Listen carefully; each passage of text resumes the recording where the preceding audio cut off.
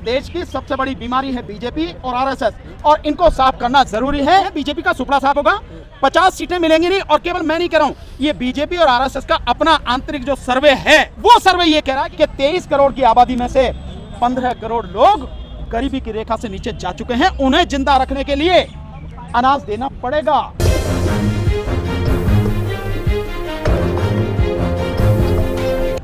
ये गोदी मीडिया में हावी, वो गुलाम और दलाल मीडिया जो 24 घंटे यही कह रहा, तुम उसकी बात कर रहे हो यार। आपके उसमें क्या हावी नहीं, ये नहीं है हावी। अगर ये होते तो हिमाचल प्रदेश में क्या हावी था? हिमाचल प्रदेश में चारों की चारों सीटें बीजेपी के पास थी, लेकिन चारों ही सीटें बीजेपी हार गई। और केवल हार नहीं गई, उसमें जो सबसे बड़ी बात यह है कि बीजेपी की 25% वोट, यानी तकरीबन उन्होंने 40-47% वोट मिली थी, वो 25% वोट कम होके मात्र 22% वोट पर रह गई। यानी जितनी वोट उन्हें मिली थी उसकी आधी वोटें बीजेपी की साफ हो गई। आप इसको नहीं समझ रहे, इसका कितना बड़ा गहरा असर है। और वहां पे सेब के जो किसान हैं, और अडानी जिस तरह से वहां पे कब्जा करके बैठा है, और उसने जिस तरह से लूट मचा रखी है, जो किसान का 72 रुपए या 88 रुपए सेब था, उसमें सीधे 16 रुपए कम कर दिए गए, वो 72 रुपए पे आ गया, और मंडी में वो 60 और 65 रुपए बिक रहा है। और इसी तरह से जो वहाँ पे सेब जो जिसे आप कहते हैं कि जिसकी सबसे नीचे क्वालिटी है, वो सेब 12 रुपए किलो के हिसाब से आ गया, जो पहले उससे ज़्यादा था। जो सेब यहाँ पर वो 12 रुपए किलो वाला, वहाँ का सेब यहाँ पर 100, 125, 150 रुपए यहाँ पर हम लोग खरीदते हैं। तो वो असर है, वो इसी का असर है। लोग बोल नहीं रहे हैं, लेकिन उनकी लाठी में बड़ी जबरदस्त आवाज है। और लाठी क्या है? वोट की आवाज, वोट है उनकी लाठी। और उस आवाज, उस लाठी से, उस वोट से बीजेपी का सुपड़ा साफ होगा।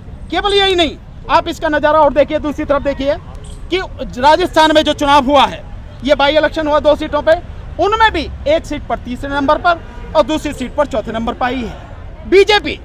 और वो भी कहाँ आई है? जहां उनका गढ़ है, आरएसएस का गढ़ है, मेवाड़, उस इलाके में तीसरे और चौथे नंबर पर आई है। तो आपको पता नहीं लग रहा कि जनता की आवाज क्या है? तो जनता ने क्या सोच रहा है? मैं तो कर रहा हूं ना, उत्तर प्रदेश में मेरे जैसे लोग हैं, लगातार हम प्रचार कर रहे हैं, बीजेपी का सुपड़ा साफ होगा, 50 सीटें मिलेंगी नहीं। और केवल मैं नहीं कह रहा हूं, ये बीजेपी और आरएसएस का अपना आंतरिक जो सर्वे है, वो सर्वे ये कह रहा है कि हमें 50-55 सीटें मिलेंगी, इससे ज्यादा मिलेंगी नहीं। तो मैं अपनी बात नहीं कर रहा, वो किस बात पे है भाई? उनका सर्वे तो उनके हिसाब से सही होगा ना। वो इसीलिए है कि पब्लिक एट लार्ज वो समझ गई है कि इस देश की सबसे बड़ी बीमारी है बीजेपी और आरएसएस, और इनको साफ करना जरूरी है, इनको सत्ता से उखाड़ फेंकना जरूरी है। इसीलिए जनता बोले ना बोले, सड़क पर आंदोलन करने आए ना आए, लेकिन जब वोट देने जाएगी इनका सुपड़ा साफ होगा।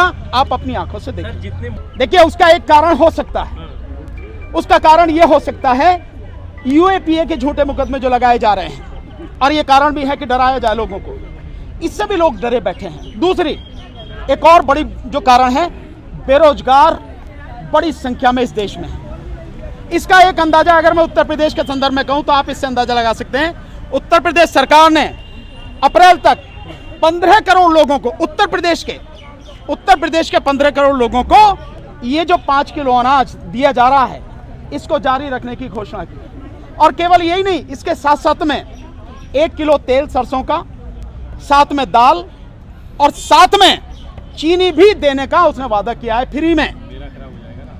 उत्तर प्रदेश की आबादी कितनी है? 23 करोड़। 23 करोड़ की आबादी में से आप 15 करोड़ लोगों को ये सारी चीजें दे रहे हैं, जबकि नवंबर के लास्ट में केंद्र सरकार इसको खत्म कर रही है, वो आगे नहीं बढ़ा रही है, पर उत्तर प्रदेश सरकार कर रही है। क्यों कर रही है?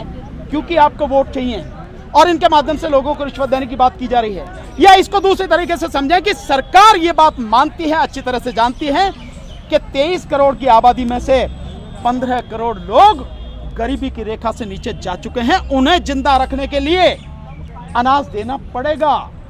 तो जब लोगों की हालत ऐसी है कि रोजगार नहीं है, आमदनी का कोई जरिया नहीं है, और शायद ये खाना भी जो सरकार की तरफ से मिल रहा है ये भी ना दिया जाए, क्योंकि सरकार ने भिखारी बना दिया, तो लोग भूखों मरेंगे।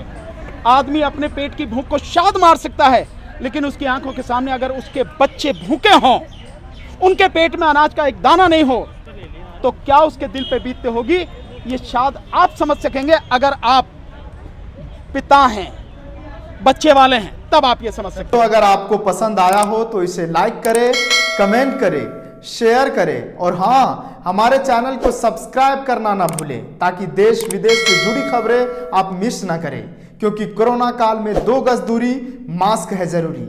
नमस्कार।